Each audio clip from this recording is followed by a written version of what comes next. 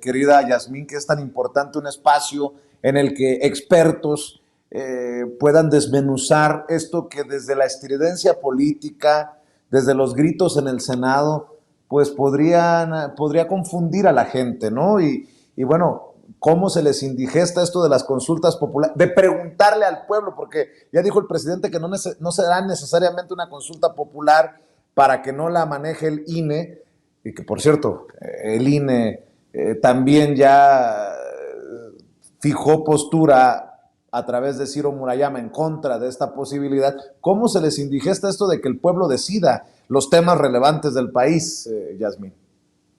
Sí, a mí me parece fenomenal que podamos seguir hablando de esto, pues, o sea, no podríamos parar, tenemos tantos elementos de qué hablar y aparte me parece maravilloso que gente tan preparada como Daniel, pues esté aquí con nosotros y nos pueda desmenuzar a detalle y desbaratar estas narrativas justamente que no tienen mucho sustento y que la oposición está ahí, ¿no? Y se les puede responder y pues para eso tenemos estos invitados de lujo como el que el día de hoy tenemos.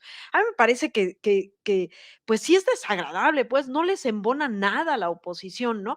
Primero que no les gustaban los abrazos, no balazos, y ahora que no les gusta a sacar a los militares a la calle, ¿no? O sea, a poner este gran tabú de la militarización, ¿no? O sea, no les embona nada, no les gusta, por supuesto, esta frase que Andrés Manuel ha insistido y que la va a dejar implantada, que es el hecho de que él manda obedeciendo, es decir, él se va a someter a lo que el pueblo diga, más allá de que, si bien está argumentado, como lo acaba de decir Daniel, pero pues es que no les gusta escuchar al pueblo, ¿no? Ya lo dijimos, o sea, ya lo dijo, él lo gritó en Palacio en el 15, justamente, donde él hace un clamor y dice, muere el clasismo, ¿no? Porque obedece a esto, ¿no? Les parece poca cosa lo que el pueblo opine. Ellos siguen diciendo, nosotros acá en esta cúpula decidamos lo que va a ocurrir en el país. Y ya no es así. Ellos siguen sin entender que estamos en un proceso de transformación donde hasta la oposición la coloca en otro espacio y la coloca en un espacio que les demanda mucho mayor nivel de debate, que es el que no logran dar, es el que no logran llenar, ¿verdad? Y pues bueno, a mí me parece que esta salida que una vez más le da el presidente, donde abramos el debate no se da solamente en las cámaras, tanto del Senado como de los diputados y diputadas. Esto se da también en las colonias, en los barrios.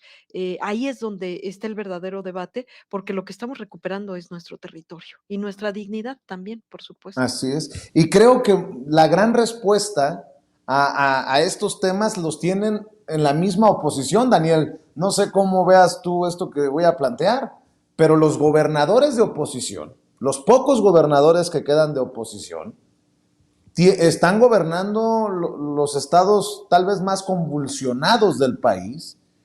Y bueno, pues yo no sé para qué tanto brinco estando el piso tan parejo. Si en la oposición estuvieran serios, les preguntaran a sus propios gobernadores qué piensan de este tema y de las labores de seguridad sin las Fuerzas Armadas, por ejemplo, o qué piensan de este tema en particular de la Guardia Nacional.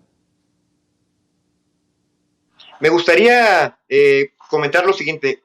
Vean, el Estado moderno, surge como producto de lo que conocemos como la Paz de Westfalia, un conflicto internacional que termina en 1648, y al surgir el Estado moderno surge con dos funciones básicas, primordiales. La primera es la de darle seguridad a su población y la segunda de darle bienestar a esa misma población. Quiero recordar que el artículo 21 de la Constitución, cuando habla de seguridad pública, es bien clara. Y esta seguridad pública es competencia de la Federación. El Estado está cumpliendo.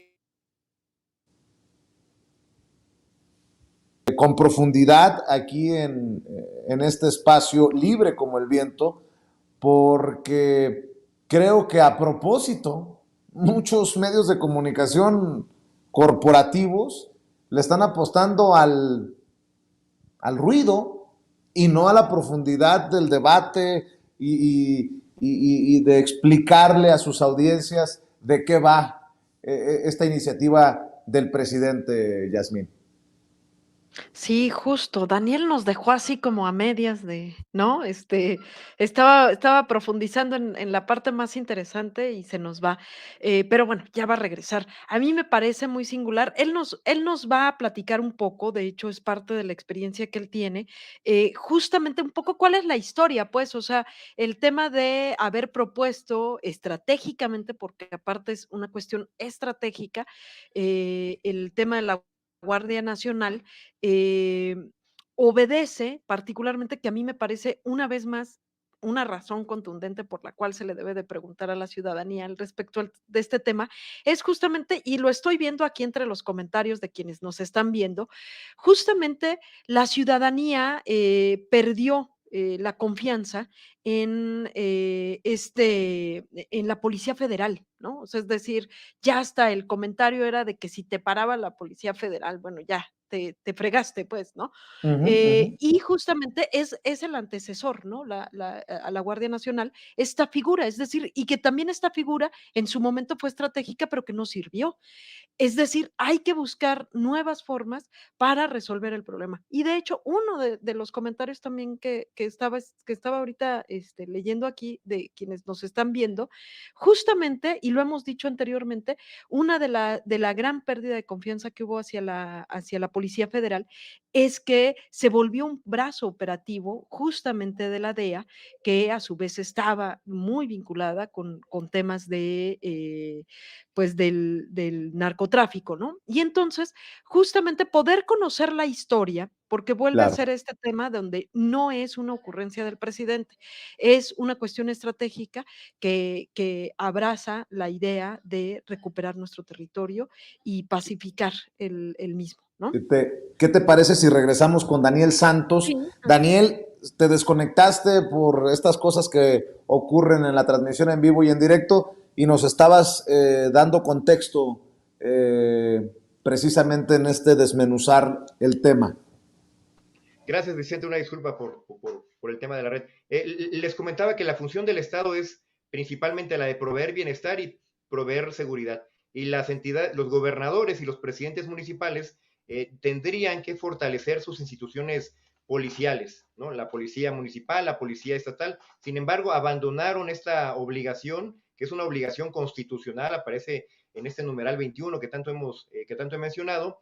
Y entonces, al abandonar esta obligación constitucional, el presidente Andrés Manuel asume el compromiso de que a través de la Guardia Nacional no solamente cumpla él la función de proteger a la ciudadanía en materia de seguridad pública cuando se trate de delitos federales, sino también de manera temporal en lo que se fortalecen las policías estatales y municipales, cumplir la función que a los gobernadores y a los presidentes municipales les corresponde. Me gustaría puntualizar nada más, porque está en el debate siempre el tema de que si se está militarizando o no el país con la participación de las Fuerzas Armadas en temas de seguridad pública. Comentarles que esa reforma constitucional permite la participación de las Fuerzas Armadas en materia de seguridad pública de manera temporal. El artículo 5º transitorio que se quiso volver a discutir ahora el 21 de septiembre en la Cámara de Senadores, y que por cierto estaba en el Pleno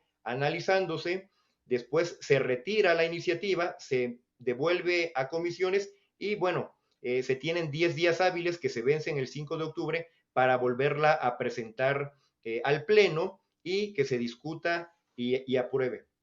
Quiero comentarles que lo principal de ese artículo 5º transitorio es que en el 2019 se autorizó la participación de las Fuerzas Armadas por 5 años. Estos 5 años vencen el 26 de marzo del 2024.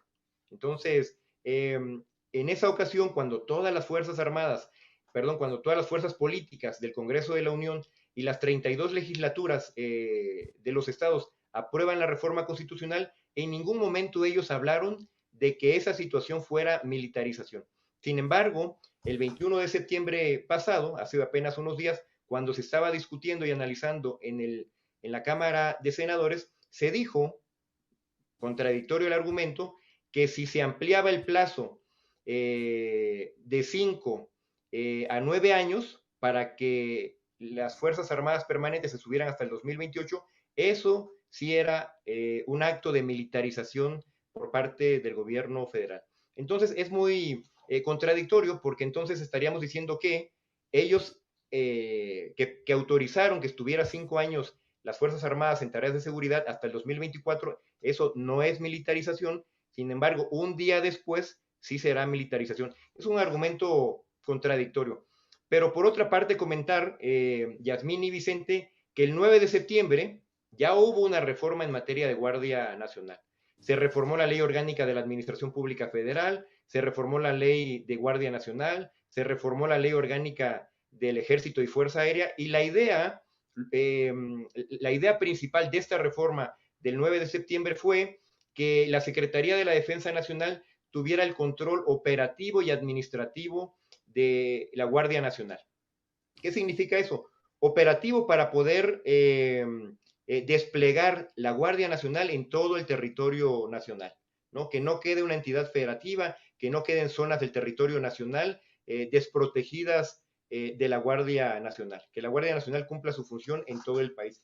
Y el control administrativo principalmente es para garantizar el profesionalismo de quienes integren la Guardia Nacional.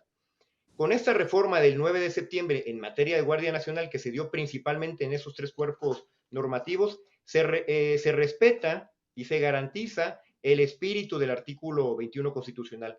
La Guardia Nacional sigue estando bajo el mando de la Secretaría de Seguridad y Protección Ciudadana.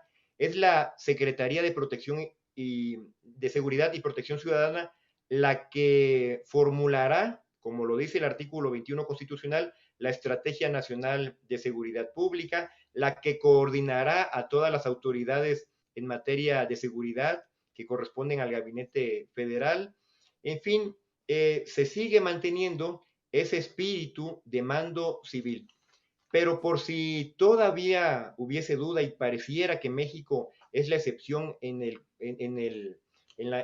contexto internacional, comentarles que hay varios países que tienen a sus instituciones o instituciones militares realizando funciones de seguridad pública. Ahí está Argentina y la Gendarmería Nacional de Argentina, que tiene un mando civil. Está en Francia la Gendarmería Nacional, que tiene un doble mando. Por un lado tiene el mando civil con el Ministerio del Interior cuando se tratan temas de seguridad pública, y desde luego esta gendarmería responde al mando del Ministerio de Defensa cuando son temas de seguridad nacional. Pero ahí está también el Cuerpo de Carabineros en Italia, que tiene también un doble mando, mixto y civil, tratándose de seguridad pública o de seguridad nacional. Pero hay otras experiencias internacionales, Colombia, Chile y España, que tienen un mando civil cuando se trata de la participación de Fuerzas Armadas en temas de seguridad pública. Entonces México no es la excepción.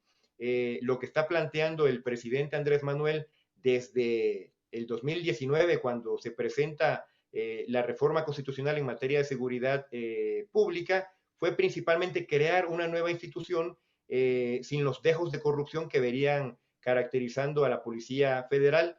Incluso, vean, la Policía Federal tuvo participación de las Fuerzas Armadas de manera ilegal.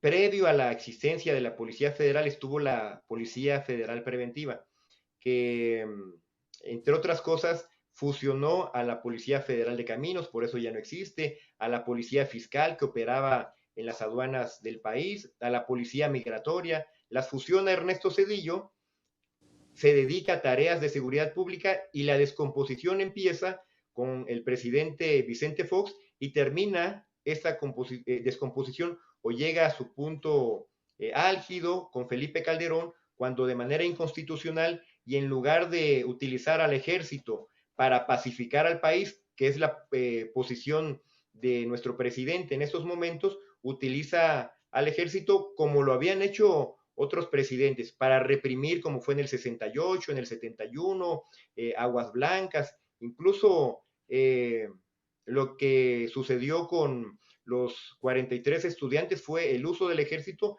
para reprimir a la población. Lo que está haciendo el presidente lo mandata el artículo 21, utilizar al ejército para pacificar al país, utilizar a la Guardia Nacional para cumplir con este mandato constitucional de dar paz, como bien lo dice Yasmín, en todo el territorio nacional. Mi querida Yasmín,